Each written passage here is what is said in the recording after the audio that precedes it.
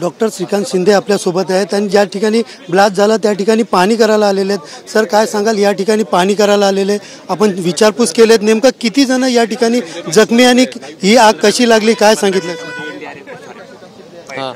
कशी आग लागली, किती आग लागलेली आहे आणि कशा प्रकारे आहे, किती जण जखमी आहेत काय? याच्यामध्ये केमिकल रिॲक्टर या बॉयलरचा स्फोट होऊन जो आहे तो इथे आग लागलेली आहे अशी प्राथमिक माहिती आहे।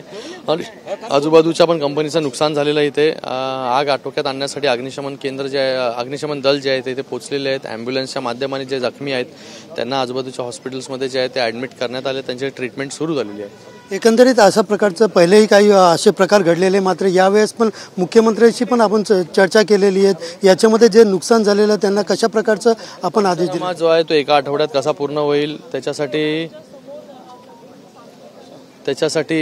कलेक्टर साहेबांनी आदेश दिलेले आहेत ऑलरेडी। आणि पंचनामा करून लगेचच लोकांना मोबदला जो आहे तो दिला जाईल।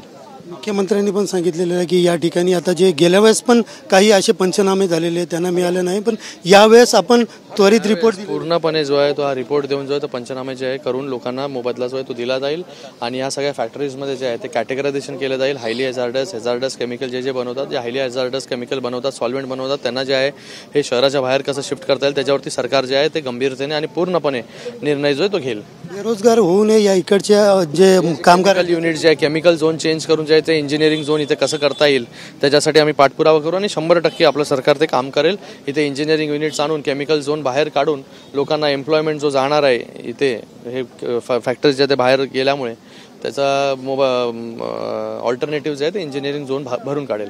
एकंदरीत या ठिकाणी ही कंपनी शिफ्ट केल्यानंतर कुठल्याही प्रकारची बेरोजगारी निर्माण होऊ नये यासाठी पण लक्ष देणार असल्याचं डॉक्टर श्रीकांत शिंदे यांनी म्हटलेलं आहे।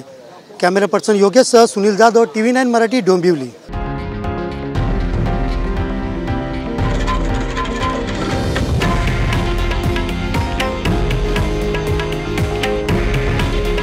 हे आहे देशातील नंबर 1 न्यूज नेटवर्क आणि आपण पाहत आहात TV9 मराठी। काळजी तुमची, हित महाराष्ट्राचं।